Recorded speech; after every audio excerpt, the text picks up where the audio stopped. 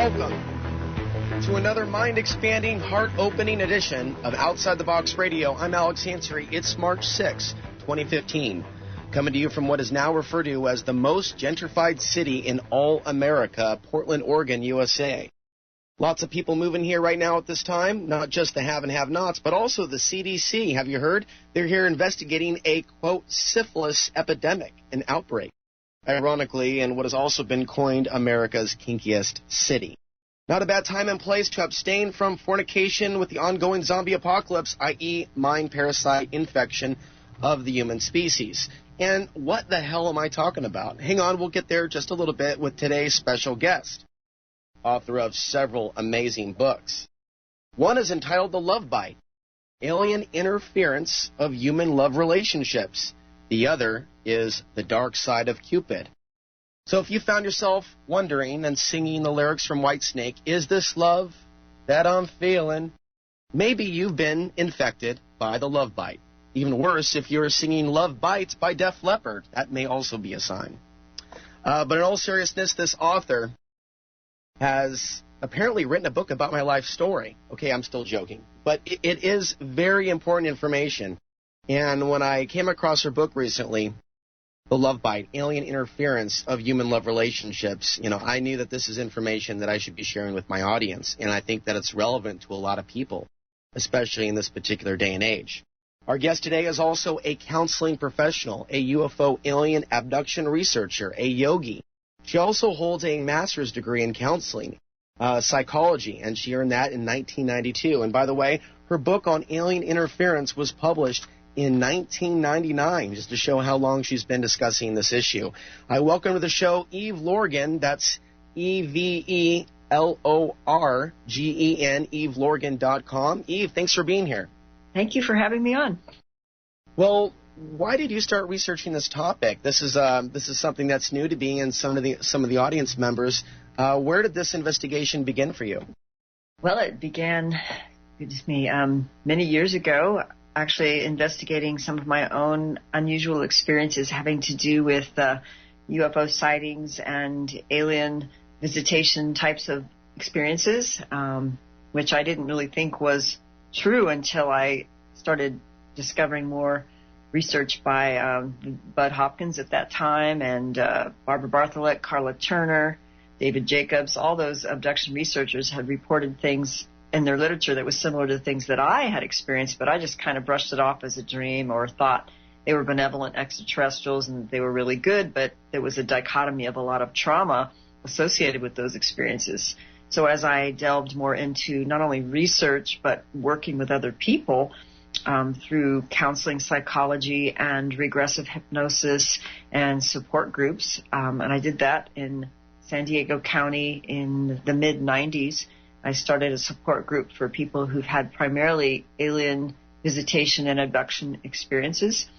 Although there were more than just, quote, alien abductees. Some people had other paranormal types of experiences or maybe had ritual abuse or mind control or a number of paranormal types of incidents in their lives. So I got a crash course by working closely with people and also corresponding with Barbara Bartholek, who was actually the mentor of the late Dr. Carla Turner. And Barbara Bartholek had worked in her early years with Jacques Vallée, as well as she had done hypnotic regressions on alien abductees for 20-something years at the time I met her. So she had a lot of background information and not a lot of published literature in her own right of personal interviews, but she had proteges like Carla Turner who brought out a lot of information actually in a relatively short period of time that really paralleled a lot of what I was seeing in the abduction support group and my own research as well as personal experiences. And that included things like the MILAB experience and some of the unusual alien machinations and manipulations that they do, including what we called the alien love bite. But at the time, really, Barbara Bartholek just called it the drama of the love obsession, which was part of what some of these aliens would do to their people, not every single one, but a lot of them. They had a way of orchestrating and manipulating, orchestrating, or disrupting their love relationships or even their friendships. And there was a way in which they did this based on what people remembered of their experiences. So unfortunately, most people don't remember a lot about what happens in their abduction or visitation experiences, although some people do. And then others also may have aid of using regressive hypnosis with someone who's really good and can get through maybe the screen memories and resolve the trauma so they can actually go deeper and find out what really happened.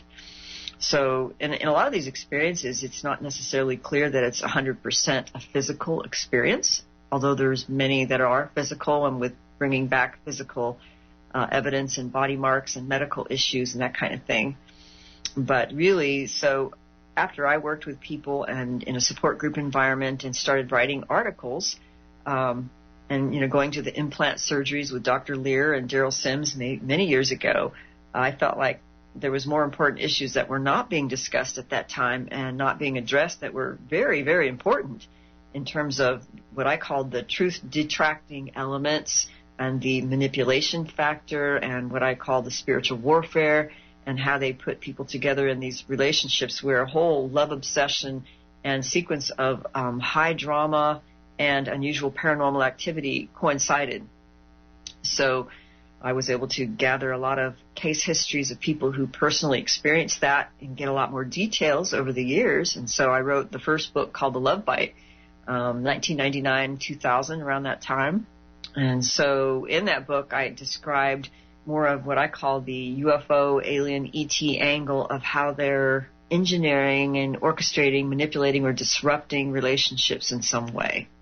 So that was pretty much defined through basically seeing it through the window of the contemporary ET abduction angle.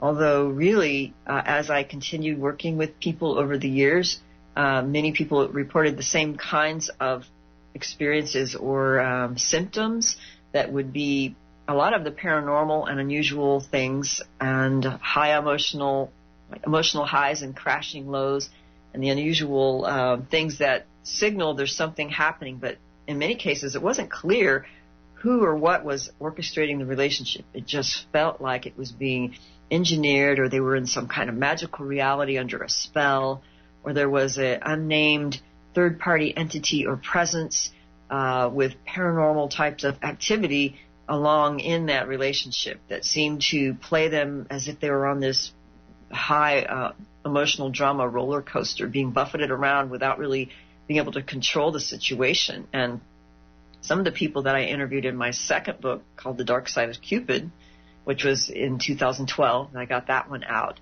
some of the people really didn't have what I call the classic alien visitation, quote, contactee or abductee or MILAB histories. So this is clearly not just an alien abduction or abductee kind of phenomena by just, quote, ETs, although many of them in the second book did have those kinds of experiences.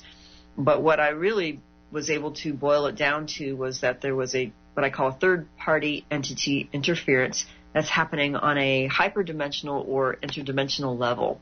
And then that will have certain kinds of manifestations and symptoms based on if this is happening. So that's what that book was about. So I'll take a moment to pause if you just wanted to ask a question about any aspect of what I just said, and then we can move on to maybe more details. Okay. Do you have a guess as to what percentage of the population may not be affected by these dark cupids? Because it seems to me that a great deal of our population just may be affected by this love bite. I think more than is aware, and really it's an awareness issue that prevents us from really knowing who is being affected by this.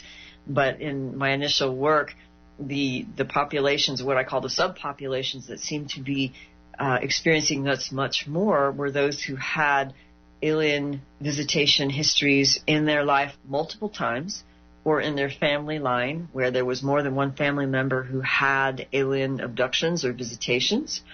People who were from the MILAB or the military, what I call the military abduction and alien kinds of programs that were also some kind of secret government involvement. People whose families were considered of royalty or Illuminati bloodline or occult-related bloodline families. people who'd practice high levels of witchcraft or spiritual practice too, where they were suddenly awakening from really the programming of the falseness of this world. So there's a targeting element to this as well, where people who, let's say, didn't even have the histories that I described, right? Once they woke up or they got out in the public arena, did whistleblowing or did films or books or did spiritual practices which showed them that there was this other dimensional life, I don't even want to call it a life force, something interfering with humanity in a way that's like vampirizing or parasiting us in some way, like whether or not they're false gods or they're ETs or they're mind parasites or Archons, there's something happening. So a lot of the people who basically woke up to the fact, it's as if they're zeroed in on, like in the Matrix movie, where the characters come after you and they start messing with you to disrupt your awakening process. And indeed, this is something that happened clearly with several cases in the dark side of Cupid. So what we're seeing here is not just a psychological phenomena from people who are, let's say, had abuse histories and it's, because they attract the bad relationship kind of thing. There's definitely a targeting element to a number of people who've had these kinds of relationships because they basically went public or they awakened too fast, or they have certain kind of abilities and spiritual abilities and expanded awareness, which somehow goes on a radar somewhere with some groups who, whether they're human or alien or whatever, they're tagged somehow, and then they're targeted. So, and then they're targeted with one of these awful love bite things where, like, one of the partners is somebody who's really manipulated by these same forces, or sometimes it's like a psychopath predator type of personality that's sent in to completely disrupt and manipulate and vampirize them or control them. In the Milab cases, which I talk about in The Dark Side of Cupid, as well as the love bite, many of the Milab people, they were sent in what we call the Romeo Agents, who were basically their lovers, but were really sent in to control or disrupt or thwart their healing and awakening and awareness process. So sometimes they were direct handlers, like, from the military intelligence or whatever, and sometimes they knew exactly that's what they are and that's what they're doing. But more often than not, I think they're sleepers of some sort. So in my work, it's really important to get the thorough history of the person who's reporting this so that we can really uncover what's happening and basically close the doors of that interference. Another thing that you talk about is the idea of shared dreams being a clue that there may be some manipulation. We're in a realm and we're in a day and age, we're in a society where a lot of people trust their dreams, I think, too much and look at their dreams as absolute truth. Yeah. And I see evidence of tampering in the dream realm to disrupt mother and son, father and daughter, relationships, friendships. And I've had dreams where people seemed to have been psychically attacking me, but in reality, they were good people. Something was trying to create a divide. In other dreams, the image of me was taken to psychically attack others when I wasn't even involved in a psychic attack. So there's been a lot of dream implants that I've seen in my own life. I'm willing to share that much. And so I know that just automatically trusting what's in our dreams is not the most intuitive thing to be doing. And my intuition's telling me a lot of our dreams are being toyed with at this time. Yes, that's absolutely right, Alex, because this is one of the first things that we discovered, and this is what's so wonderful about doing, let's say, support groups where you really get together with people in private and you can discuss things in person and start sharing aspects of their experience. And it's funny because in the early days of the research, let's say alien abduction research, they mostly focused on things that had a greater degree of believability and credibility, which would really revolve around the medical things that happened, the missing time, the marks left on the ground, and witness testimonies to say, okay, they were missing for 2 hours, or, marks and bruises or whatever. But when we start talking with each other about our experiences and the other things that happen in our childhood or in our life, sometimes there's these other aspects which suggest that there's much more involvement on a much deeper level, on a much more subtle level of reality that goes, of course, above and beyond physical abductions and the hybrid babies and the, what they're doing to check your gynecologic or whatever, how they want you to get pregnant and have the hybrid babies. There's much more involved than just that. In other words, they do hack into your consciousness. And they do hack into dreams, and they could shapeshift. So, yeah, one of the early things we discovered was we did have mutually shared dreams, many of us. And these dreams didn't necessarily indicate that we were physically taken, but it was as if our consciousness, or we were having these shared dream pools in the astral realm, or that somehow our consciousnesses were pulled together by some other source where they were testing and training us in these different situations to see how we responded. And we were able to confirm each other's dream memories. So this wasn't just, a passing thing. This happened not only with one person, like a couple, for example, but with groups of people. So it's as if they can take you, together astrally and do things, or they can hack right into your consciousness. And I think there's some kind of technology that enables this that might have to do with implants, but that might be simplistic. And we're really talking about a much larger picture than just the love bite, even though we're just focusing our attention on that today. But the idea of people coming in to run interference and come through the same sex, if we're heterosexual, it doesn't necessarily have to come through the opposite sex, but it sometimes seems to come through the strongest, but it can come in the form of a business partnership or something that establishes an energetic cord with us that throws us off the path. Absolutely. Yeah, you got it. That's actually how it happened with me in my first experience, which was really what motivated me to learn more.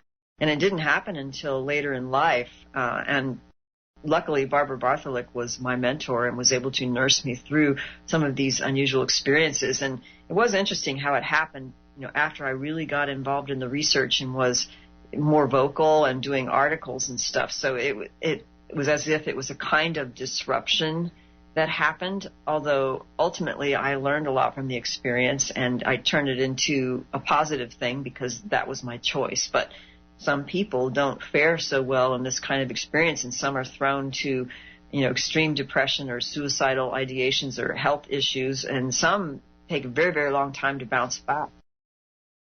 And we'll be right back with our very special guest, Eve Lorgen. Her website, evelorgen.com. I'm Alex Ansary. This is Outside the Box on American Freedom Radio.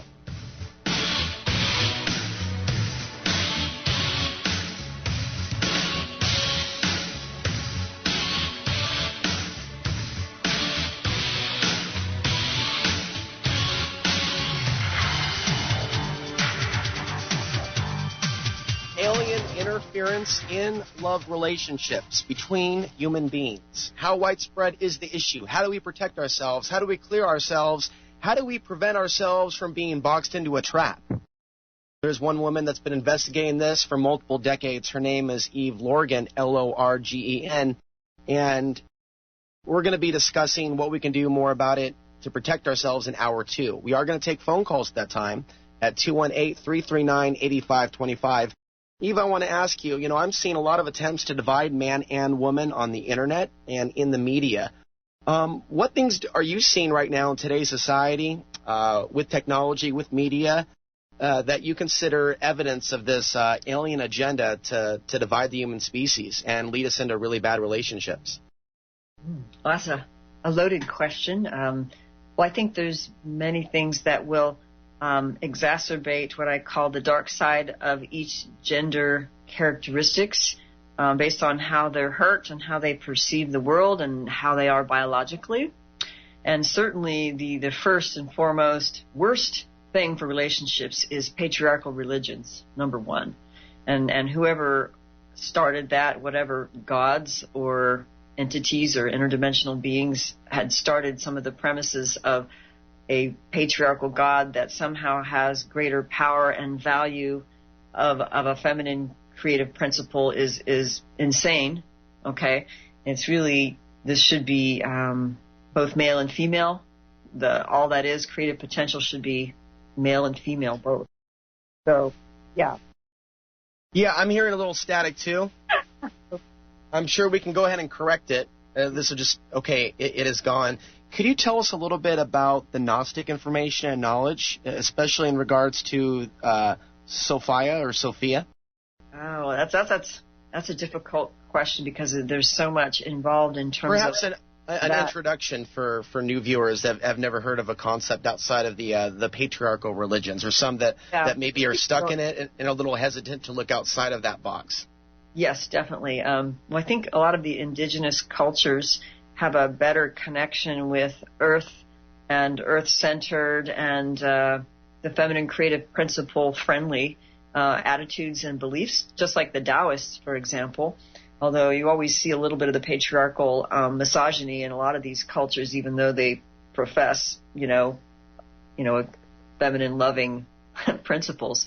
But I guess some of the tractates of the Nag Hammadi Library, which were discovered actually not till 1947 and really not translated into English until the late 70s, so that people really didn't even know about who are the Archons and who is the Demiurge and what is the Gnostic view of life and who is Sophia and what is this Gaia feminine principle and how was this completely marginalized to the point of being obliterated in religious and spiritual systems and patriarchy in terms of the religions that took control, so that feminine principle and that power and the understanding of what that is was obliterated. And I think it's disempowering to us to not know that history and that origin of our own world.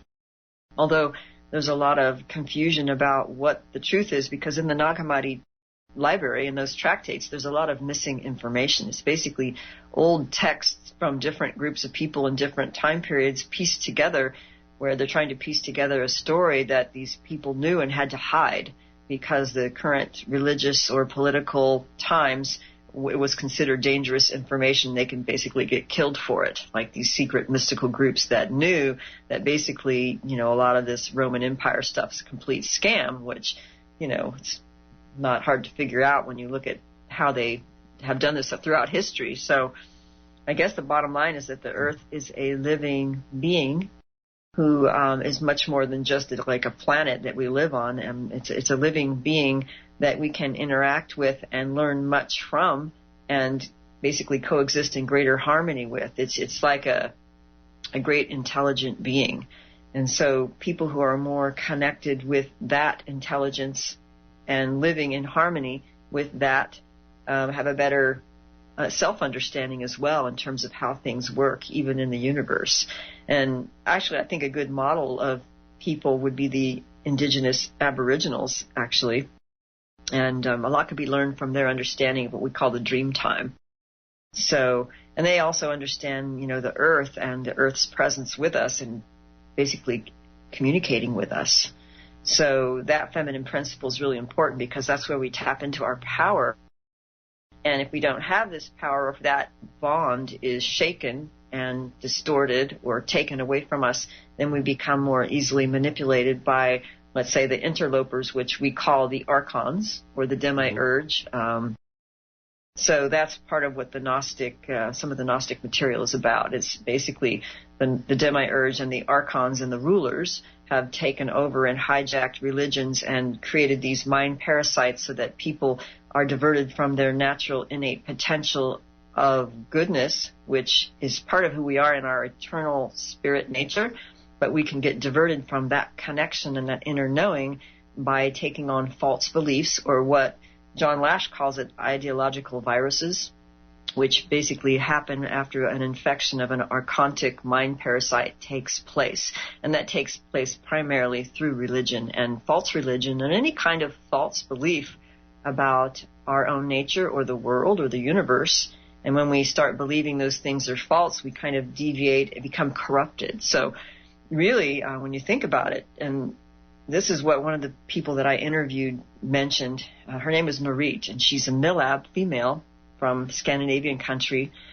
And she basically realized that in her experiences, what they were doing with her with some of the darker Draco types of entities that were working with her, they try to corrupt the purity of the soul so they can exploit and hijack that power and then use it for their own agenda, which is essentially a type of parasitism and taking over the human vehicle, but taking over the spirit power of that. So a lot of what I think is some of the dark side of the alien abduction phenomena has to do with these same powers that were talked about in the Nag Hammadi Library and the ancient Gnostics are the same powers that are doing the same thing, except maybe being able to use a little bit more technology. Very interesting. Yeah. And we're going to take our attention back to Dark Cupid and the Love Bite, but I'm going to share this really brief story as to how I even discovered this term Archon. And it kind of came to me through synchronicity. In late 2011, I moved away from Portland because I wanted to feel a different energy construct, because I was starting to feel crazy. I was starting to feel attacked. I was starting to feel like I was becoming a TI, and not of the physical kind, but of something else. So I'm like, okay, I need to run. So I went into run mode, and I accepted a job at a video production company in Dallas, Texas, right outside downtown. And I began to feel intuitively that I was in an Archon city, that the consciousness of Dallas, Texas, it's of a certain vibrational construct that was fully in the grid, in machine, in materialism, and even the women seemed far less attractive. There was something that was like less human, I feel, about the energy construct of Dallas, Texas, whether it was radio signals or whatnot. So I saw Laura Eisenhower's interview with Alfred Weber, and a lot of things started to move really quick. A lot of dots started to connect real quick, including some of the relationships I've been in the past and other situations. But then I started thinking more about Portland, which is very kinky. There's strip clubs all over the place. There's a lot of porno stores, and now it's #1 in child sex trafficking. And so I left the city feeling that the female population as well as the male population did not support whatever truth I was presenting. And I always felt like there was this big, strong spirit of apathy in regards to rape, sex trafficking, and how sometimes it involves politicians, in particular local politicians, just like what we're seeing with the Vatican, just like the stories about Jimmy Savile. Portland, Oregon actually is a microcosm of that really deep, dark rape energy within politics. And other things started to connect in my intuition, and it dealt with the Sophic myth, or the Sophic story and the earth spirit, and it started to come to me that Portland is the city of the wounded, captured goddess. Oh, wow. That Portland's not its real name, and where a lot of the rape and kink energy is coming from is how we've laid out the roads. And immediately when Portlanders, or when it became a city, it was based on prostitution. All the women were voted in, and all the men came in to basically clear the forest after the Native Americans were removed.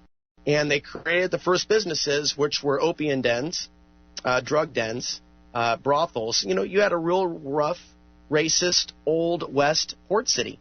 And what started to happen after a short amount of time is men were being shanghaied or kidnapped after they had too many drinks, and then men were basically sold into indentured servitude. And in the 1860s, 70s, 80s, and 90s, this was actually so big of an issue that the British pulled out of the port of Astoria, Oregon, because they didn't want to have any association with this because it became an international incident. And so looking at Portland's foundation of brothels, sex trafficking, and kidnapping men and alcoholism, in those same areas where those things took place is where all the heroin addiction is today. It's where all the crack, it's the same exact blocks. But the resistance to this metaphysical knowledge, even in the New Age community, is at a 10 of a 10. And so I'm starting to suspect that this is an energy harvesting capital of the new world order in the future. And people are somehow seem to be given the love bite to come here. And they're of a different energy construct. So I just want to share that. Not everyone's picking up on it, but I'm just connecting the dots intuitively with what happened when we first came here and the energy that really hasn't been removed. Well, that's a really astute observation in terms of a West Coast city, and it's not really that long of a history like, let's say, the East Coast or some of these other European cities. But, you know, of course, anywhere where there's sex trafficking and that there's going to bring in those dark spirits. And I would wonder which powers and principalities have had their stronghold in that area. And there's probably some, you know, dark magic and sorcery having been done that holds in that area under a stronghold principality of darkness. I mean, that's just my first intuition because of the way that, you know, people were enslaved and how women were treated and how it all started. So there's no wonder there's addictions and, you know, these things happening. So the love bite really falls into the manipulated aspects of relationships when there's interdimensional interference. And there's different ways this can happen, which I'm actually learning much more through Steve Richards' work of Australia, who's the Aboriginal Dreamtime Healing Holographic Kinetics man who trains people, and understanding really not only the holographic universe model, but how this interference happens and what are those agreements of entrapment that happen, or traumas or other reasons why this happens. So even people being a citizen of that community may be agreeing on some level, even a subconscious level, to be under those principalities without even knowing it. So this kind of thing happens when we discover later when we want to do our clearing and healing work. We have to basically release the trauma and the agreements of entrapment that may have occurred as a result of the trauma, or other lifetime rituals or ceremonies or familial lineages where there's born rights issues with, let's say, Freemason bloodlines or Illuminati bloodlines. So there's a lot of different reasons why someone can be severely interfered with, and that includes groups of people. Well, that makes a lot of sense, but it also makes me a little proud as of the last year to be going my own way and to be, as men, you know, I've been advising in some of my videos, we have to free ourselves from our own biological code and impulses. And few people even admit that there is a biological code that leads us towards certain behavioral dispositions. And unless someone becomes aware that there's a blueprint in us, it doesn't necessarily make us evil, but there's a blueprint inside of man and woman to continue to procreate for these beings. And by being aware of that, that sometimes, you know, the whole turn on and turn off is actually a literal thing in regards to what you're talking about. There is this weird phenomena when people are turned on and off by certain bloodlines or blood types. And as I'm becoming more sensitive, I have in the last couple of years, I've become aware of attraction to certain bloodlines and seeing most that are attracted to me to be of a certain bloodline or from a specific part of Europe. Oh, that's really weird stuff. It is. Usually it's Irish redhead stuff, but weird energy can come with that, host to certain energies. So this, in person, I'm celibate, but only until I start to figure out what's really going on here, because men can easily become manipulated through their own lust and their willingness to just bed down with anyone that will bed down with them. And I think that in this day and age, that's dangerous. Oh, and we have a break coming up. Oh. Well, I'll talk about that when we come back then, about some of the dark side of Cupid relationships and stories that exhibit some of what you're talking about. And also reading about dreams. You know, I've actually had some dreams where I've seen other people that I know being vampired on by some of these spirits. Wow. That'll come and sit on their lap. And, you know, it's like watching on an astral level someone having these cords put into them. But it wasn't until a few years ago that I actually heard for the first time about grounding, about clearing, and about doing the work to actually heal from some of those things. Eve Lorgen is her website. We're going to be going to break here in just a second. My YouTube is youtube.com/Alex Ansary. Looks like we're not going to break yet. So, Eve, which part? I guess that is our break. Yeah. Okay, anyway, we will be back, folks, in just a few. Stay with us.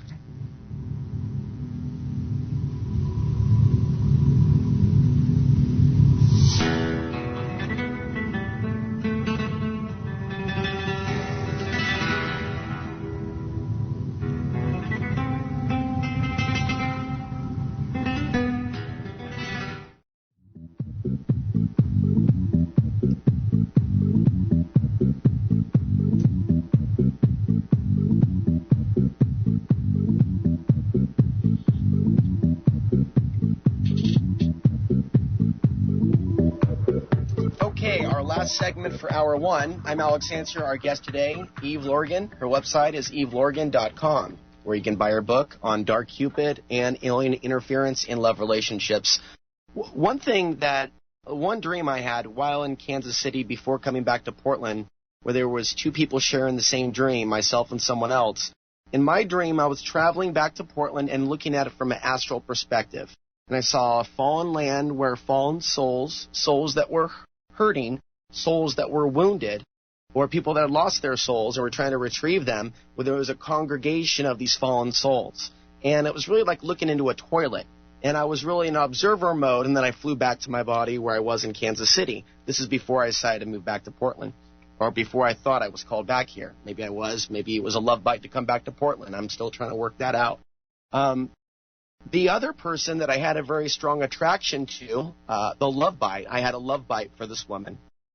And that desire, even though there was not any responding desire, but there was an established connection and I think a lot of hypnotic energy to give this person energy, who I later suspected to be some sort of an energy vampire.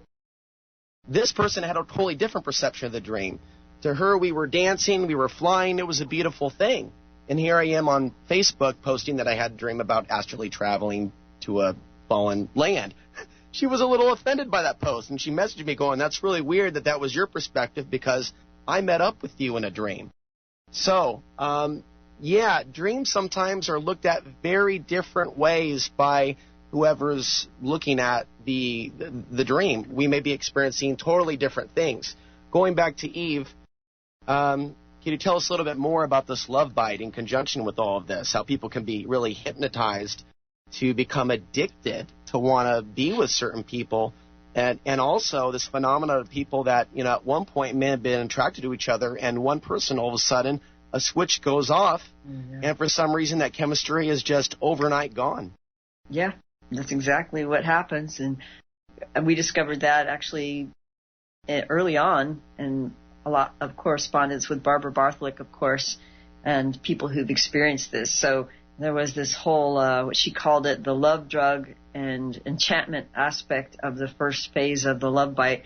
Sometimes it's with both partners, or sometimes it's more with one than the other, or just one where the obsession phase takes place. But there's more than just that, because there's a kind of connection, an internal soul connection that takes place that makes it even more powerful, because they're literally linked in at some astral or soul level, and then their energy field can become activated to feel like this blissful love drug kind of thing.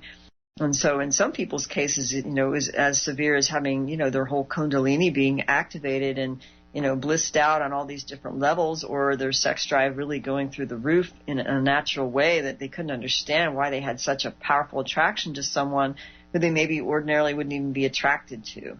And then they may go through like maybe a short relationship or a connection where they're, you know, just so obsessed, and there's maybe paranormal things happening in between, and synchronicities and precognitive things and shared dreams sometimes. And then at a certain point, there could be like it builds up this emotional tension with a, you know, being buffeted around on a roller coaster, you know, both partners in some kind of magical reality that appears to be run by something else, right? And then a crashing low may happen for one of the partners, where the other one becomes switched off from them, or basically just shuts them off completely, and then they become psychically unplugged from that partner. And that unplugging causes, you know, a horrible unrequited love and a yearning and longing and sadness and, you know, the broken heart thing. But it's much more strong, because for them it's as if they're still linked in, but the other person shut them off. And so over time we learned that there's much more going on that I think has to do with psychic cords and implants facilitating and exacerbating these symptoms, and exacerbating certain emotional energies and resonance that the aliens were somehow feeding off of as a third-party entity, basically overseeing the whole drama. So, and of course the dark side of one or the other persons may be exacerbated that triggers the other person. So, you know, a whole bunch of things can happen. So, yeah, I mean, that's basically, and it's very sad. Like in the first book, we discovered that the switching off often occurred if, let's say, if that person was really aware, either partner, that it occurred after an abduction or a visitation took place, or they were visited by a being that did something and then they changed after that. Or maybe they only remembered it as a dream, where these beings entered in the dream and the other partner was there, and then they're doing some kind of procedure and, you know, basically dislink them from their current partner, and then that other person maybe gets linked up with somebody else. So there was actually a case in the Love Bite where that was described in memories that came up in hypnotic regressions. So in many of those cases, though, the orchestrating and the bonding could take place throughout several times in childhood and early adulthood even. But not in all cases, but in the more strong, powerful ones, they found out that they were doing this from childhood, you know? So that's pretty powerful.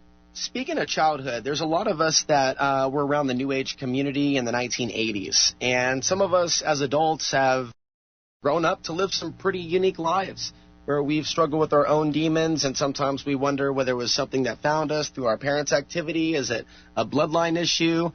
You did a great interview with Freeman Fly. I'm going to leave a link down below when this video hits YouTube. Just go down below and everybody check out our interview with Freeman.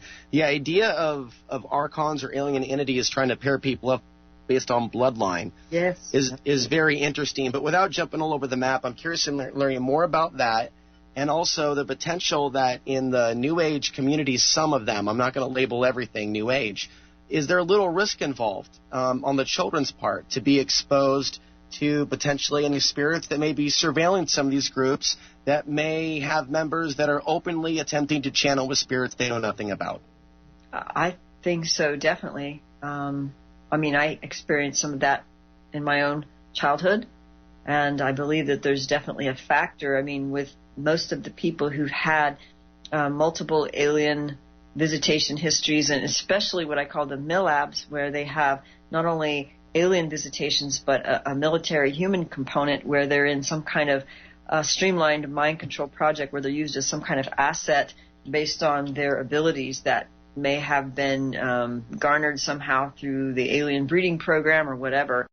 But those people had bloodlines and family members who were actually involved in some level of high-level occult, or what I call the military-industrial complex career kinds of connections.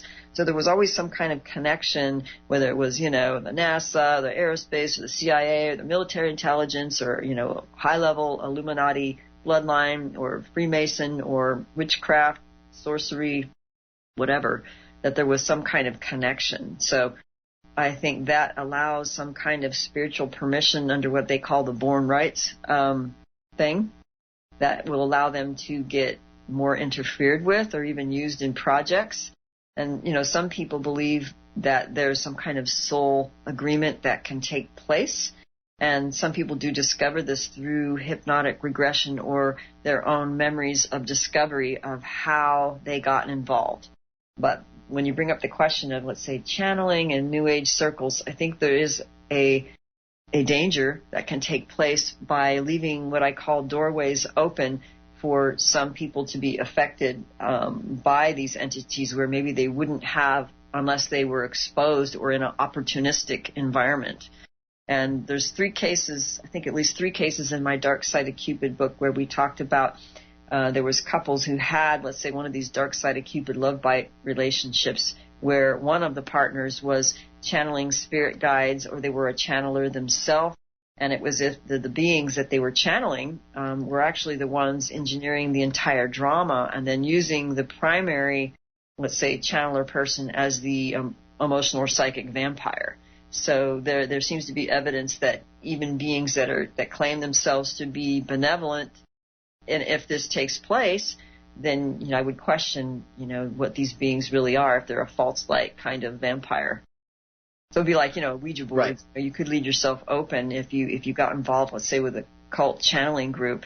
And, of course, cult groups, by nature, are very prone to infection by these darker entities. Like in a couple of the cases where one of the guys had spirit guides, he was a MILAB, and he claimed to be a contactee with positive ETs. So there was the good ETs and the bad military. And then his channeled spirit guides that he claimed were these benevolent reptilians from the 8th dimension, and that he was getting instruction from the Council of 12, and then they were put together in a love bite where they tried to bond these two individuals so that the bonding would actually help the person who was the channeler, and it didn't. It was just a big scam for some ascension garbage, and it was just a big manipulated operation, using all this New Age stuff as basically chicken feed and carrots to lure them into thinking this is a good thing and this is part of their spiritual development, and it wasn't.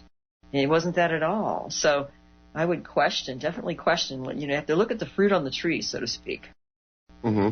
Now, we're going to break in just a few minutes, but before we do, finishing on this part, then going into solutions, what we can do to protect ourselves in the next segment, and take any phone calls that want to come in at 218-339-8525. We can follow up on this in the second hour, but what's the bloodline component of this? Where there's some sort of, experimentation going on potentially to see. Yeah. I do know that there are some people have. Okay, we are now at the end of hour one. We're going to pick up on that topic when we come back in hour two. I'm Alex Ansary. This is Outside the Box on AmericanFreedomRadio.com.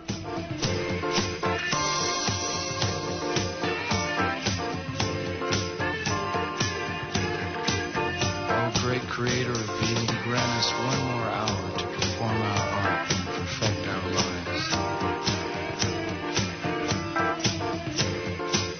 We need great golden copulations.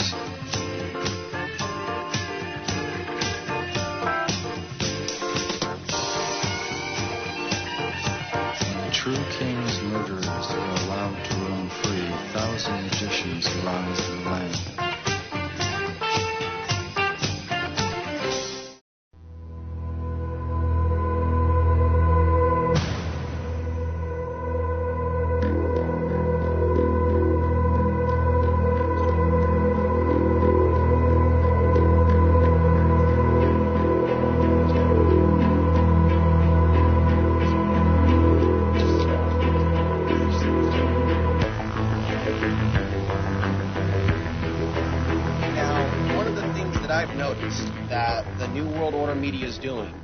Working to create aggressive, violent tensions between the men. And a lot of it's subconscious.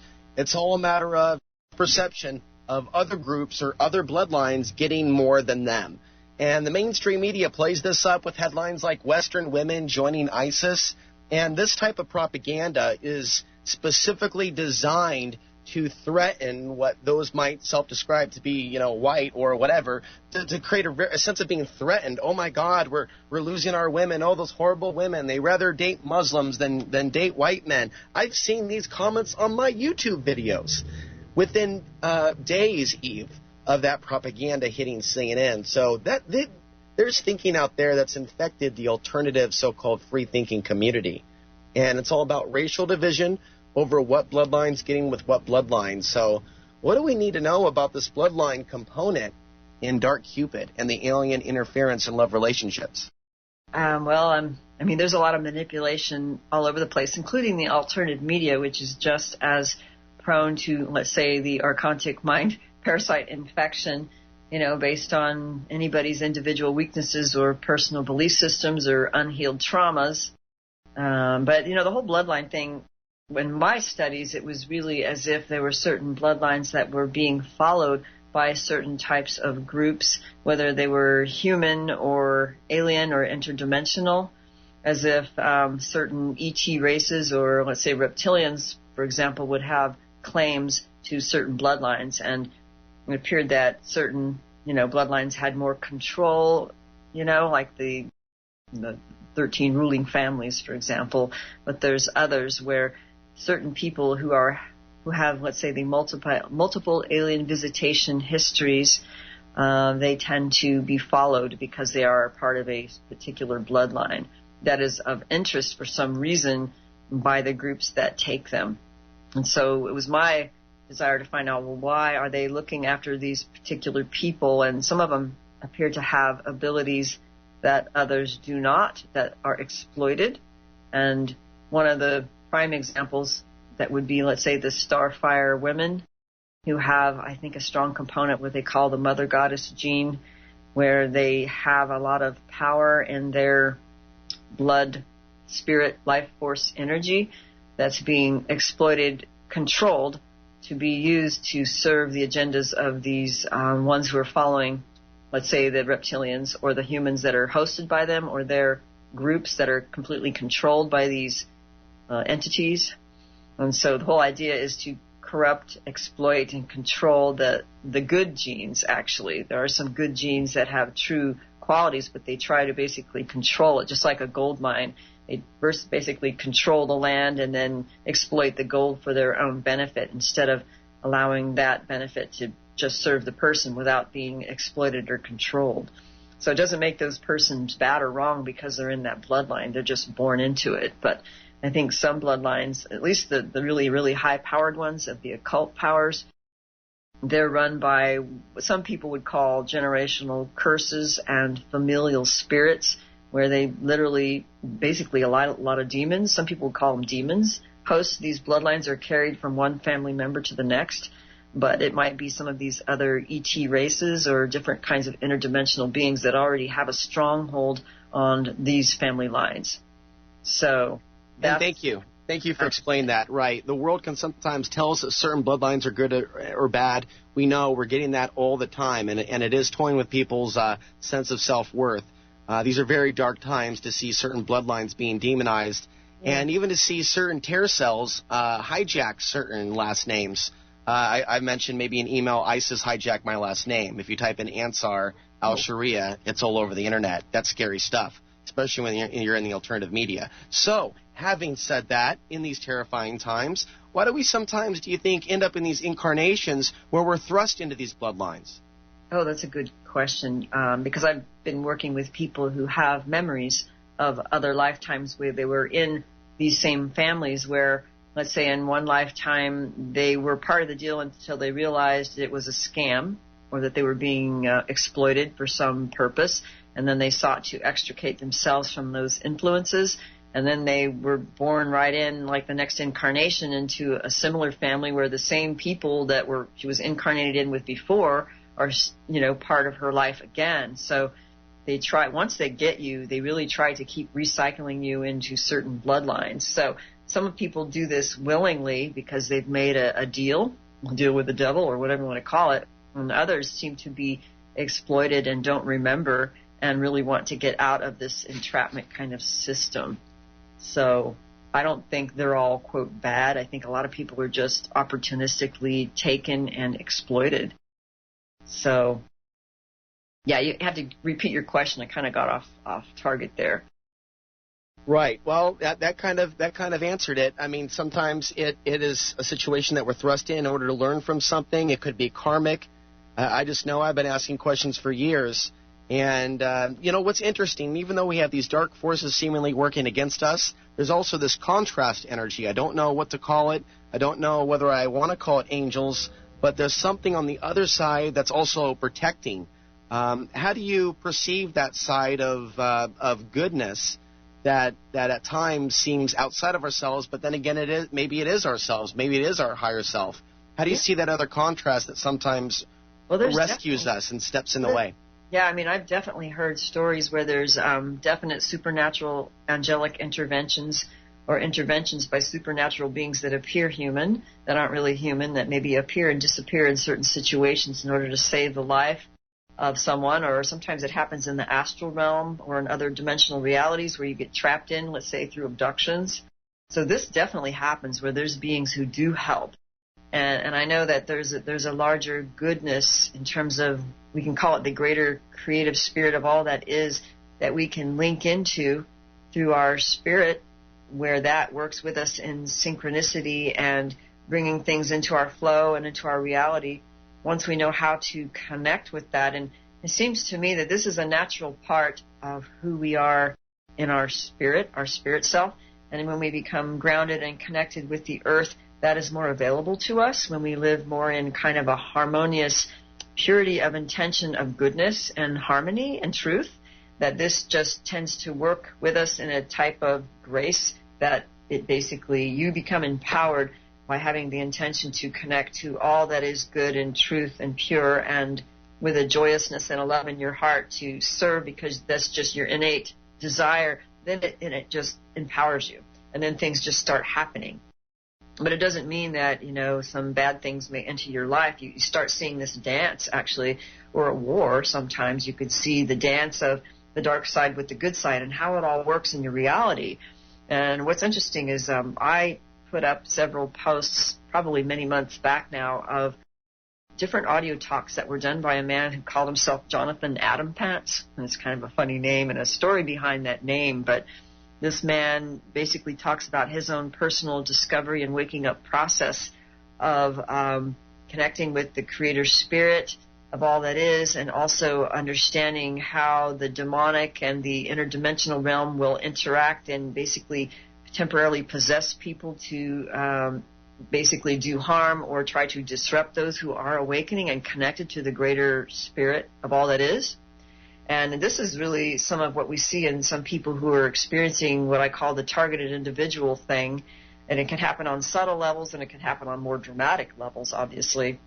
But when you have this awakening process, it's really a dance and a balance to connect with, definitely connect with the earth and the greater all that is, and do your own purification and the healing and the clearing of traumas. And once you get a deeper and better and stronger connection with your spirit and with the earth, then that greater power is available to you. And then you start to see through the veil, basically. The veil becomes lifted.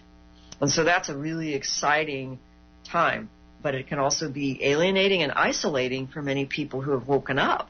And a lot of the people I deal with, they're kind of going through this transitional process of awakening and healing and starting to see the goodness, but also the bad and how it's interfering, and just kind of navigating that can be really unsettling because, as you've heard it before, you could lose a few friends, you could lose a marriage, you could lose a relationship, you can realize that what you're in is a love bite, or you could actually start to see, like, in the movie They Live, of course that's a dramatic example, you basically see and sense these entities that are running other people. Sometimes you can literally see them hosting and overshadowing.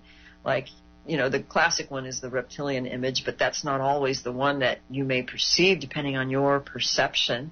And in the Dark Side of Cupid, I actually talk about it and have some drawings and images of what people have described, let's say when they saw their lover being overshadowed by a particular entity, or when a particular entity or different types were interfering in some way. They basically had ability to see that clairvoyantly or sense it in some way. And so that happens. Your veil becomes lifted, and you will sense these things in different ways.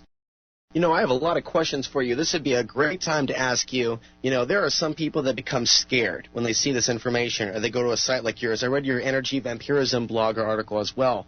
Very good. And there's other things that I'm still going to read that I haven't read yet. Some people might get a certain sensation, the TI effect, the buzzing in the head, or a sense of being poked in the face. In fact, somebody, I'm just going to say it now, who's a psychic friend of mine, was attacked while listening to my show yesterday with William White Crow. And I think there's things going on with our audience being attacked, and since we came to this level, we might as well go all the way. It doesn't just involve us, the hosts, and these stories. It's people that walk into this information. It seems like there's an energy that wants to say, hey, don't go down this rabbit hole. Yeah. Or it could even say to some of us as the host, don't talk to that guest. That guest isn't a good person. They're a bad person. They don't know what they're talking about. And it seems like this Archon hack is happening on so many different levels. And I've seen some of us that were close in 2007 and 2008 when I used to do a show on Oracle. All of a sudden, nobody talks to each other anymore. Oh. And my intuition tells me through Skype they send out a signal to disrupt. So how do you stay strong, being in connection with so many people, being a public person, now having you have a website and several books? How do you protect yourself, or what tips can you give for those of us, that are also on that path of being public, but we want to shield and, not become consumed by it? Yeah, that's a really good question. And it's really a process of discovery and experience through, obviously, when bad stuff happens, it's like, okay, why did this happen? And so I even told you in an email, in the early years of my discovery and, let's say, learning the truth and writing about these different things that were considered taboo, we received what we called reptilian reprisals. And that's what we called it then, although it's not always, quote, reptilian, but it's as if they're truth-detracting, punishing tactics and effects of doing certain kinds of awakening and whistleblowing and truth-telling, whatever that is.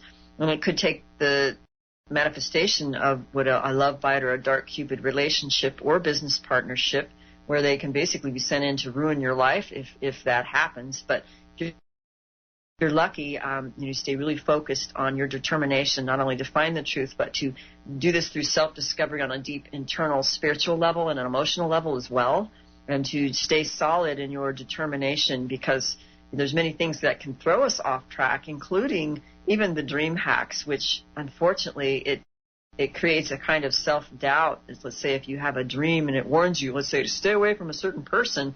Well, sometimes it's a dream hack and a psychic attack, which is not something you want to listen to. Like this happened early in my alien abduction years, where certain abductees who were still under a lot of the control of the entities working, basically their handlers and their controllers, would tell them to stay away from a certain researcher because they wouldn't want them to get a hypnotic regression or share information that could lead them to discover that the beings have been actually pulling the wool over their eyes and giving them a bunch of false light crap. I'm not saying every single being is doing this, but certainly that happens and has happened significantly to be a statistical, like this happens, okay? So to protect yourself is you must have love in your life in terms of friendship or family, where you could actually talk to someone else and continue to get some kind of emotional connection and support with another human being. That's really number one. And also knowing yourself and your connection to the earth and your connection to what some people call God is really important. And maintaining, a positive outlook, and you could say prayer and meditation, immersing yourself in nature, maybe meditation retreats, spiritual practices, dancing, music, just some kind of supportive network, like what I call safe relationship is really important, and learning how to build that until you build maybe a small cluster of friends and community where you can have a sense of kinship, of truth-seeking and self-discovery, which can change. It doesn't mean what you discover is always the solid truth, that sometimes over time you can come to discover things that maybe they're a little bit different than what you thought they were 10 years ago or 5 years ago. So it's kind of like a humility of self-discovery and searching for the truth. And a lot of it, to me, is healing, like counseling, healing, clearing traumas, insight on our emotional well-being, like emotional intelligence is a really big part of getting empowered, actually. And knowing, let's say, to understand what your red flags are in your intuition, knowing the difference between your true intuition, which is like a gut instinct kind of thing, and listening to your heart, versus what's maybe being triggered by an overreaction. And then knowing that when you clear and heal traumas and, let's say, childhood issues, or maybe they're even other lifetime issues, when we clear that and get to a sense of understanding and resolution, then we're more easily able to tap into our deep spiritual intuition that comes through the heart and through the gut instinct as well. So it's not always intellectual, because our minds can actually deceive us. Our rational mind can actually deceive us. Unfortunately, that can happen. So really getting connected to your spirit and knowing how that works. And so a lot of this relates to removing perhaps subconscious tapes, other thought implants inside us, because I can tell you what, in today's society, passing by a lot of people today that show a lot of fear, especially today's women. Because you look at the news feed of Portland, it's sexual assault on down the news feed. Terrifying. So that creates an adverse climate when people pass each other on the actual street, plus the geoengineering, plus the cell phones, and that impact on the body, mind, spirit. And so that fear is really not natural. It's from the implant. It's from the external factors. What are some of the things? Okay, we'll come back and discuss some of the external factors, some of the ways that we can ground ourselves, clear ourselves, and heal from some of those potential implanted thoughts to keep us separated and divided. I'm Alex Ansary. This is Outside the Box Radio. Back in a few.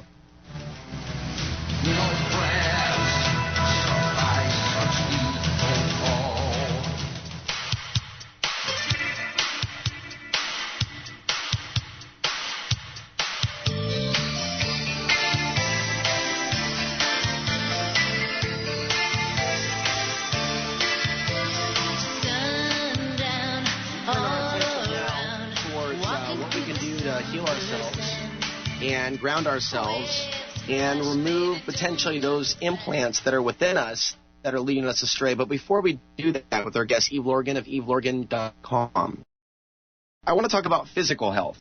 What I've noticed is that when I'm smoking cigarettes, if I'm drinking alcohol, those things lower one's energy field, and they've definitely made me vulnerable to not only an attack or hack, but I would even say bad luck. There's been some times where I didn't smoke for a couple months, and as soon as I started smoking American Spirits again, really doesn't matter, that's an American Spirit, it still seems to open up a part of the aura. I've had multiple times where as soon as I start smoking, some sort of bad luck will befall upon me. Not every time, but sometimes. So there's a lot of different things we could talk about, Eve, on a physical level, but what activities do you recommend from your experience and knowledge that people stay away from if they feel that they're under full-time attack? Good question. Well, I mean, I'd say stay away from methamphetamine for sure, and cocaine and some of the heavier, what they call drugs that people do for recreation. And I think alcohol addiction is unhealthy, and even alcohol dependence, and anything that's really not good for your body, really don't do if you can avoid it. Even too much sugar consumption or overeating even, but, we can't avoid everything in our environment. Sometimes, we have what we have, like the food that we get at the grocery stores. Sometimes you don't always have access to organic, pure food. You just got to do the best you can. So definitely stay away from. Well, on a physical level, you have parasites in the stomach that live off that sugar. So yeah, I struggle with the sugar, but it's definitely there's physical parasites that we have to worry about in addition. But that's a whole other topic. Yeah, and I mean that could even add to or contribute to the general weakness and the immune system being compromised by impurities in your system, because there's impurities in our energetic system as well as our physical system and our spiritual system. So, all disempowerment comes from corrupting the purity of the soul and the body. So you think about, if you want to empower yourself and be more deeply connected to truth and power, you have to really purify your system on all these different levels, or transmute the energy, find ways to transmute that energy. So, yeah, even things like Qigong can be helpful, Tai Chi and yoga. I find that dancing to music is really good because that helps you be in your body and be grounded and be connected to something that gives you joy. A lot of being joyful is really helpful for your spirit and for your body, but not a drugged joyful, not an addiction kind of, you know what I mean? Mm-hmm. Yeah, and martial arts, I heard some people, and not to be confused with the cage fighting, but circular movements, things that really get the hand chakras going. That's one of the things that I found has worked for me. And I'm starting to hear from others that there's a number of other people that are on this Gnostic path that are also martial artists. Yeah, I mean, because it helps connect your body and your mind, and you become more sensitive to energy, and then being able to discern what energy feels like when it's good or when it's off, when it's clean, when it's not clean, where it comes from. So there's a lot of good to become from learning how to be sensitive to energy and working with energy in a way that enhances your health and your awareness, but not to manipulate others, because there's some people who use energy to manipulate others, and we really don't need to do that in order to heal others. I think that if we want to be connected to the greater power of all that is, we don't really need to manipulate energy to heal someone else. We really just have to be connected to our own love and our heart and all that is, and then everything just works like magic in this timeless, eternal now realm where things just happen instantaneously sometimes, like instantaneous healings. Right. And on the topic of sexual activity, some people think it's a little extreme to be celibate, but I think maybe there's a reason why, nuns and monks and others on the spiritual path throughout time have abstained from the pleasures of the flesh, if you will. What are your thoughts on that, especially in today's day and age? We're reading about, syphilis being supposedly an epidemic and all these other things going on, energy vampirism. Yeah, you're right about that. I think that there's a reason, and there was always a reason for that in some spiritual practices. If you start to understand the more subtle dynamics of interdimensional interference and energy vampirism, and you could start to see, how the energy links in with awareness. The more energy you have, the more awareness you have, so the more access to power, right? So a lot of times sexual energy can give you that extra boost. Like if your kundalini gets activated somehow, you can actually have blissed out feelings and expansion of consciousness if it raises up into these higher centers in your being. But also you can have your energy vampirized or redirected in an unhealthy way, and then it could drain you or cause you to be psychopathic or an addict to the bliss feeling, or to be a control freak. So I know that energy and awareness are definitely linked with one another. And there's also a blog that was written by Chris Hedges about violent pornography today. And without getting detailed, a lot of people have woken up to the fact that there seems to be an alien consciousness or energy behind that.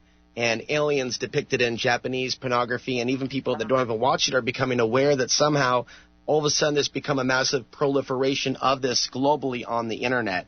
And we're in a day and age where there is no control set on the internet, although, at times they target free speech and websites. Yeah. But it is so accessible to children today at a time where there's actually a conference here in Oregon, a sex ed conference. It was shut down by a sheriff because of whatever was involved in that sex conference was over the top. And there's been some blogs and things written about it. So it seems like the children are being targeted with all the sexuality. Yeah. Meanwhile, at times, it almost seems like the adults are being targeted with asexuality. At least that's how sometimes I'm perceiving it. You mean like androgyny too, or? Yeah, or it's a lot of fear and resentment just built up. And again, I'm speaking from the perspective of being in Portland, Oregon, where there's a lot of that manufactured gender war energy, which is not just limited to Portland, but it seems that in these dense population centers where there aren't very many jobs, and there's a lot of gender discrimination. A lot of jobs here like to prefer to have schoolgirls work at the front. And so you have an abundance of men that are dying on the street. So there's things we haven't gotten into that deal with gross discrimination that one can only describe as inhuman. And I did not see these things 10 years ago in Portland. So just using it as a microcosm, and getting back to our point here, noticing how some of these cities are mirroring a lot of that. Yeah, well, I mean, the sexual perversions and the violence in sex and the disrespect shown to either gender, usually it's the feminine that's, like the rape and the violence and even the Shades of Grey movie, which brought out a lot of the completely unhealthy ways of expression due to basically a lot of traumas and unhealed wounds, which create some sexual problems. And it depends, like if you've had sexual abuse happen to you where your arousal mechanism was linked in with a certain behavior, and it could have been violence, it could have been, sexual abuse by a family member or in a certain way, and then once that's linked in, that arousal mechanism, it can cause, sexual perversions or variations that are basically not based on a natural development of sexuality with relationship, emotional connection, and love and harmony. So that's being stripped away from us with, especially with porn, that there's a disconnect from the heart and from emotion and from natural human connection, where the sexual arousal mechanism is allowed to be unleashed without that healthy, holistic connection, so that people's arousal is only turned on by these false archontic means as opposed to real connection where there's actually love and respect shown for one another. So that whole element of human relationship is being marginalized and stripped away and corrupted so that that's not happening, or it's made so that it's really hard to have a relationship now because you can't trust, and all these diseases out there, and there's a lot of hardship with relationships these days. It's really hard. It is, and actually I had a mental block as I was trying to say what I was trying to say, and now I recall. So when I mean asexual, what I mean is, that turn-off mechanism, it seems that, and I do speculate whether Fukushima played a role in it. There seems to be a lot of disinterested females in males all at once in this geographical location, maybe other places as well. It almost seems a little abnormal. You made a mention, though, in your book that if someone's having these experiences with ETs in the astral realm, they could lose desire to be with a human male. And to add to that, there's a song by Katy Perry called E.T., which I'm sure you're now fully aware of. Yeah. This has disturbed me to my very core for many years, because every time I hear that blaring from a female sports car, I'm picking up on massive alien harvesting in Portland over the whole city. I can't put enough emphasis. Yeah. You don't see very many people in the alternative media, even in Portland. There's Clyde Lewis, but we're not friends anymore, and sometimes I think he's on the other side. It seems like people aren't seeing this archonic influence over the city. So if you do talk about it, that is the core of what can get someone socially exiled, to even bring up these things. So when I see women hurting, because I see a lot of pain here, whether they come here and start hurting or the pain within them comes to the surface for them to work it out when they move here, there's a lot of wounded healers here that are like trying to find themselves. And it seems like that's why relationships, though, are very crazy because everyone seems to be in and out of a relationship and very polygamous in nature. It's like very fluid and moving. And there's also a high divorce rate. Yeah, I mean, the more stress there is, the more problems in relationships. But when you talk about in my, let's say, the Love Bite book, first book, one of the cases, actually this happened with more than one case, but I wrote about it because not everybody wants to talk about their story in public on a book, right?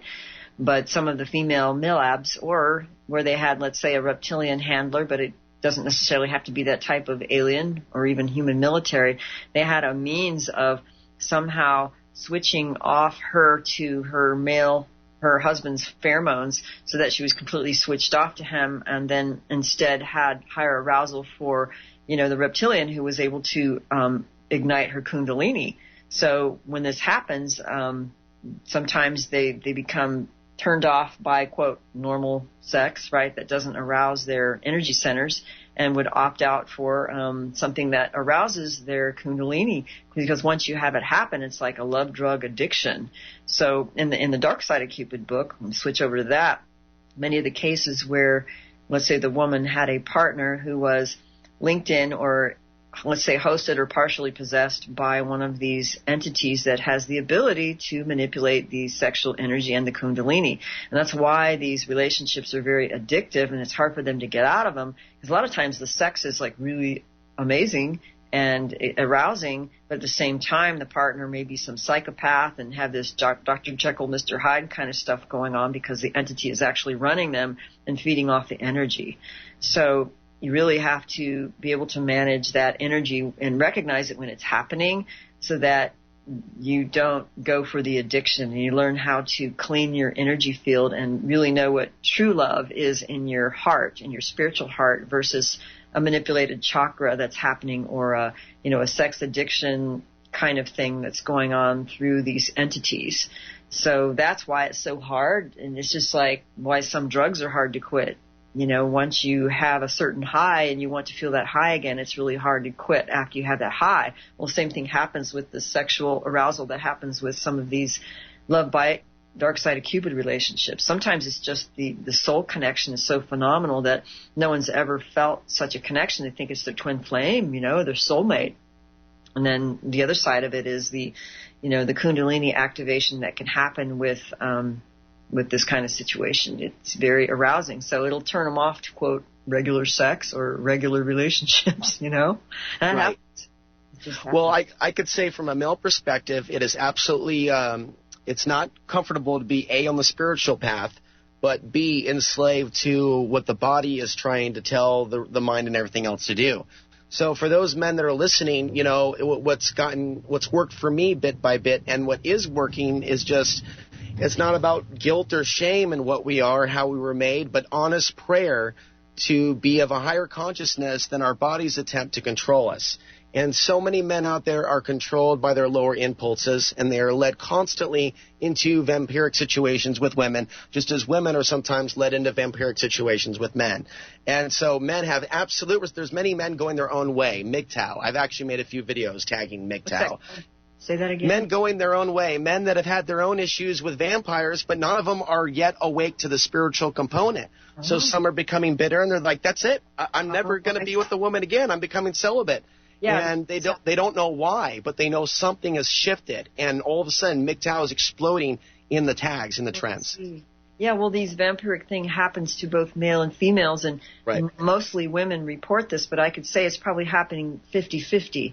There's just as many female vampires as probably the psychopath male vampires. It's just that they present. And the Archons come back to trap us and make us think it's the opposite sex. So they're going, oh, it's women. No, that's insane. It's not. No. There's right. I mean, people still haven't yet heard that perspective, because it's easier to say it's this simple. And it's like, if we both came from a man and a woman, then we are both made of both male and female. So whatever corruption is there is not exclusively male or female, because it took a male and a female to make us. So I use that logic a lot, that there's that dual nature to this. Yeah, I mean, we'll finish this on the other side. My guest is Eve Lorgen, evelorgen.com. I'm Alex Ansary. This is Outside the Box Radio. Back in a few minutes.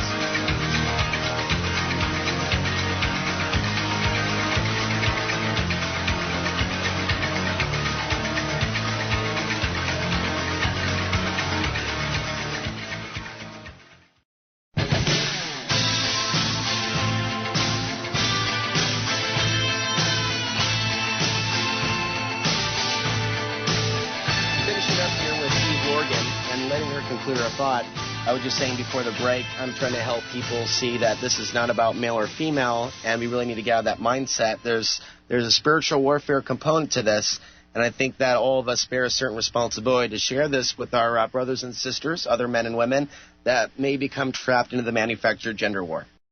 And, okay, there we go. So, Eve, yeah, you were about to respond to that, our need to get outside of that manufactured us versus them, women versus men mentality.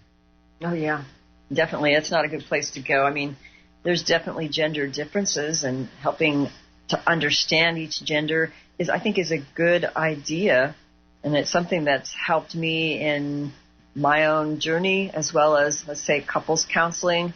Some of the books that were helpful that I think I would recommend are the John Gray books about men are from Mars, women are from Venus, in terms of the basic gender differences and how we perceive the world and how we feel and how we react to stress. That's really helpful, so that if we could know the other gender and understand why they behave the way they behave, we're less likely to judge them as being wrong for it or whatever. And so it's helpful to understand, so we can really respect each other in that I call it the complementarity of equality, because truly we are equal as complementary, to one another.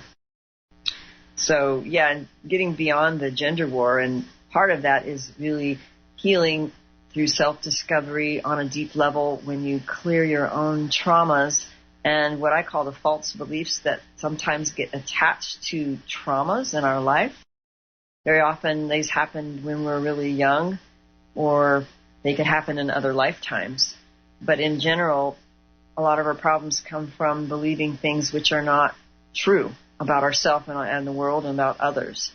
And so that's what I call that programming, or mind control programming of the different religious belief systems or worldviews of this world. And even patriarchy has a lot of false assumptions which actually lead to the gender wars. So that's why I'm not really a fan of patriarchy. I think it also instills the negative father figure archetypes, which just make things worse. So you have to release these false beliefs through realization. That can only happen through deep healing work, like basically clearing your traumas through something like regressive hypnotherapy, or certain forms of counseling and communication skills are really good. And in my book, The Dark Side of Cupid, I talk about what I call compassionate communication, which is also known as nonviolent communication. And it was started actually by Marshall Rosenberg, who called it nonviolent communication, which is based on 4 parameters between people. And it's essentially a heart-centered way of communicating, where you take into consideration the feelings of someone as well as their needs that are beneath those feelings.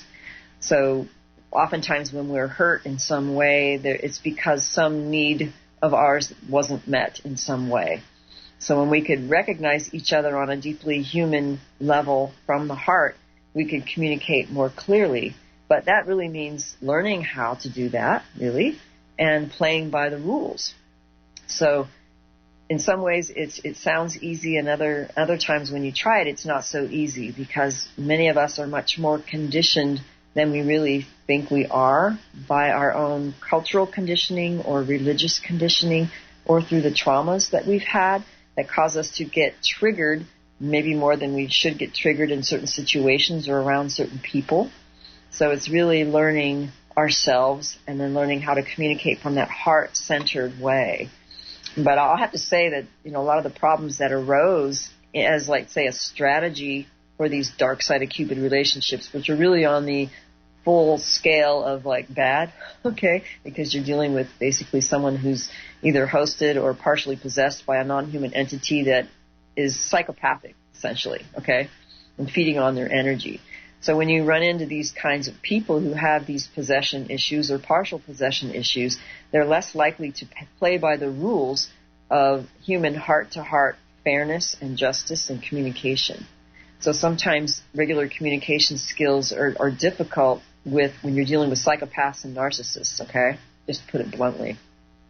So there's other strategies that I put in my book, like paranormal intervention strategies, like prayer and getting together with people of a like mind who have good intentions to pray to the greater goodness, spirit of all that is, for something good, for some kind of healing, meditation, and the clearing the traumas. There's something like regressive hypnotherapy is helpful.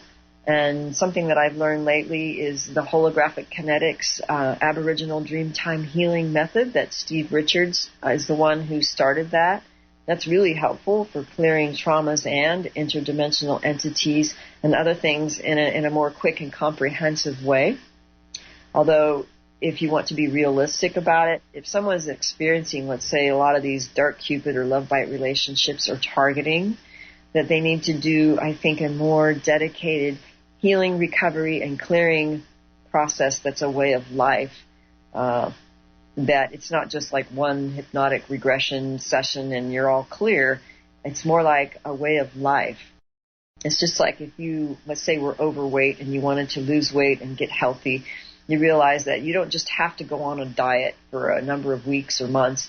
You really change your entire way of life and viewing and understanding what you're putting in your body, what you're taking in, and how you believe yourself to be. So it's really a lifestyle change of priorities. Right. And that's why I mentioned for me, the smoking and the bad food being a negative. When I'm healthy and drinking mostly water and not smoking and, say, doing cardio, which I really hate, but doing at least 15 minutes on the stair stepper, which I do once in a while, it boosts the brain, puts me in a different vibrational frequency.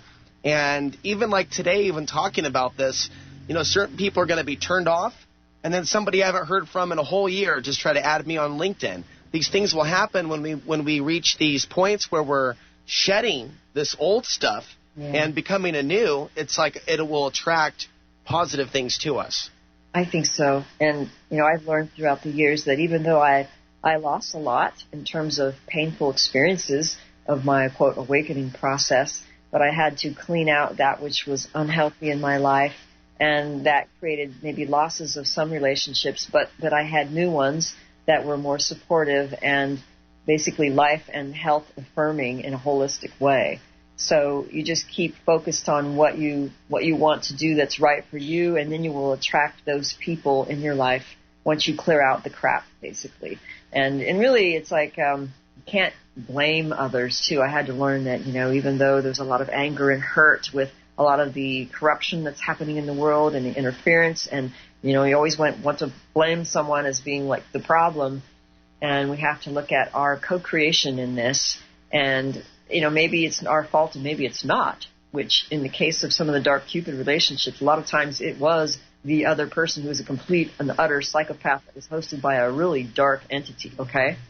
So what I'm saying is that even though it can be someone else's fault or primarily feel like it is, we still have to employ a kind of humility and compassion and safe boundaries and a way of interacting so that we don't be blaming and critical in our ways of being with others, just kind of finding a way of being pleasant but truthful and honest to what your true priorities and values are. Well, today was a really good interview. I'm glad that we were able to cover what we covered. We have about 3 minutes left. What would you like to leave us with? And do you just have evelorgen.com, or are there other websites for people to check out? Well, I do have a Facebook page under Eve Lorgen. That's my book, and also Eve Lorgen, which is my private page. But my books are available through Amazon.com and also Barnes & Noble. And you could also go to my website, evelorgen.com, if you want to find out, more information, because I have a lot of articles on a lot of different subject matters, a lot of interviews from people who've had personal experiences. So I like to basically say that there's hope in this, that we are not powerless, that we can, basically step into our own power and be clear of this, and it doesn't have to be a problem. It doesn't have to be negative. It's just that I think in order to have solutions, we have to address the problem, know what it is, know ourselves, and then move forward on clearing that which is no longer in service to the highest spirit essence that we are. So I believe that it's not a hopeless situation. Yeah, I'd like to think that it's not hopeless. I'd like to think that after a period of someone grounding and stepping back from the madness and clearing their own space, that they can move into a more empowered space and attract someone into their life that's not going to be redirected by the archons, demons, jinn, or whatever somebody might choose to call them. I'm going to leave a link down below for those listening on YouTube to Eve Lorgen's interview on the Freeman perspective. And we're going to be back on Monday with our guest, Max Egan. Also, up ahead for next week, Vinny Eastwood's going to be on the show. First time that I'm interviewing Vinny, although he's had me on his show a few times. And you can also listen to Eve Lorgen's appearance on the Vinny Eastwood show. And you've been doing a number of roundtable Archon discussions, haven't you? Yeah, in fact, we just had one through Rise Multiversity, risemultiversity.org, which is basically a webinar-based way that we can do panel discussions with more than, with several people, and then have an interactive audio and video formatting with the technology. And it's turning out to be pretty awesome because we can have discussions that go a lot deeper than maybe just a radio show, where we could really, and what we just did, actually, we had a discussion about the love bite, dark Cupid, and all the surrounding things that go along with that. And I'll probably do another one in the near future having to do with millabs and healing process, and a little bit more about that. So just I look forward to listening to that, and as well as sharing it on Facebook and on YouTube. Thank you so much for coming on. Eve Lorgen is the website. Outside the Box. We'll see you next week. Take care.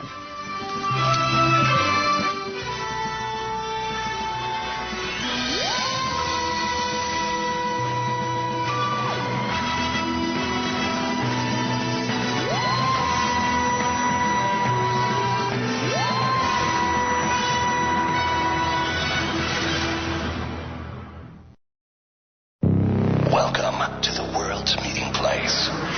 American. It's practically narcotic. Freedom. Oh, yes, I like very much. Radio. You're an American institution. American Freedom Radio. Nobody questions things in this country anymore. Nobody questions things. Every one of those items is provably untrue at one level or another, but we believe them because they're pounded into our heads from the time we're children. That's what they do with that kind of stuff. They put it in the heads of kids. They pound it in there because they know kids are too young to be able to mount a sophisticated argument against these kind of ideas. And so kids, and up to a certain age, by the way, kids are going to believe everything a grown-up tells them, everything. So kids never learn to question things. Nobody questions things in this country anymore. Why? People are too fat and happy. People are way too prosperous for their own good. Everyone's got a cell phone that'll make pancakes and rub their balls now, So nobody wants to rock the boat. And people just gizmo. Americans have been bought off and silenced by gizmos and toys. And as a result, no one's ever learned to question things. No one questions things in this country. No one questions things. Imagine a world with natural clouds, clean air, clean water, and natural food. Why in the world are they spraying? If you love your family, if you love your children, if you love our planet, it's time to get involved. In 2010, millions of people were awakened to the question of what. Now the next question that remains to be answered is, why in the world are they spraying? An investigative look into one of the many agendas associated with chemtrail geoengineering programs, weather control. Why has our weather been changing? Are the long white lines in the sky changing our weather? Could there be a monetary and political agenda behind these damaging programs? Why in the world are they spraying? Order your copy today at www.whyintheworldaretheyspraying.com. Why in the world are they spraying? And if you control the weather, you're going to control the planet. It's that simple. Boy, everyone in this country is always running around yammering about their rights. I have a right. You have no right. We have a right. They don't have a right. I hate to spoil your fun, but there's no such thing as rights, okay? They're imaginary. But if you think you do have rights, let me ask you this. Where do they come from? People say, well, they come from God. They're God-given rights. Oh, here we go again. It's the last refuge of a man with no answers and no argument. It came from God. Anything we can't describe must have come from God. They're privileges. And rights aren't rights if someone can take them away. That's all we've ever had in this country is a bill of temporary privileges. And if you read the news, you know that every year the list gets shorter and shorter and shorter. You see how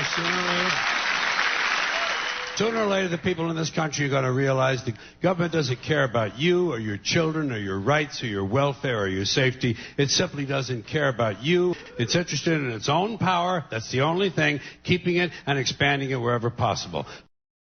Do you realize every day we are being put under constant stress from wireless radiation? What's worse is that you don't even know that it's happening. It puts as much stress on our body as if we had a constant viral infection, draining our energy and sapping our strength, or just making us irritable and fatigued. These wireless fields are being emitted from computers, microwaves, mobile phones, power lines, and any electrical appliance. Now there is a solution. A group of research engineers in New Zealand have come up with an active shielding device that shields you from wireless radiation at a cellular level. Blue Shield comes in 3 models: a household, portable, and USB that plugs into any computer. The great thing about Blue Shield is it is very affordable and guaranteed to last. A one-off purchase will see you being protected for years to come. Visit AmericanFreedomRadio.com and click on the Blue Shield banner. Blue Shield, brought to you by TheVinnyEastwoodShow.com.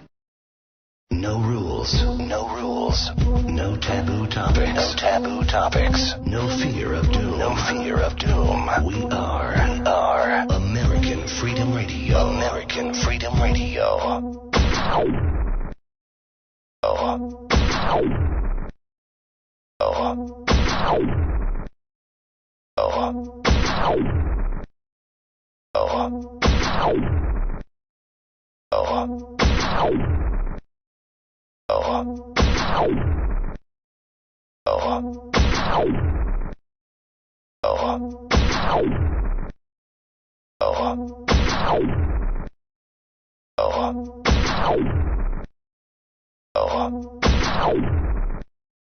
Oh.